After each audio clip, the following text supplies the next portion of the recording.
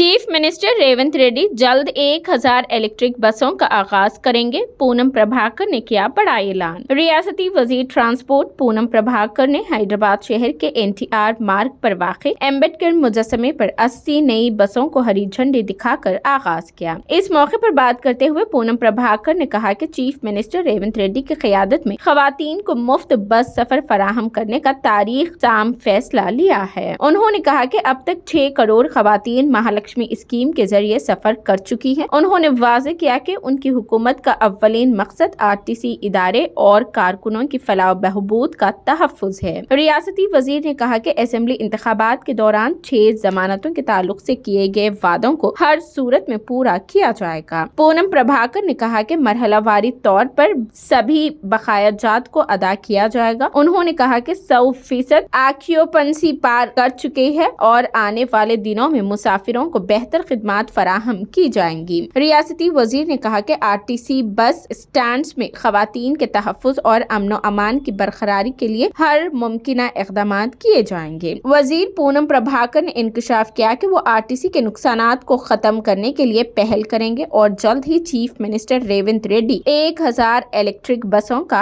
आगाज करेंगे। इस प्रोग्राम में GHMC की मेयर गदवाला विजय लक्ष्मी, TSRTC के MD VC Sajjanar, CP Srinivas Reddy, RTC और महकमे ट्रांसपोर्ट के अफसरान ने शिरकत की।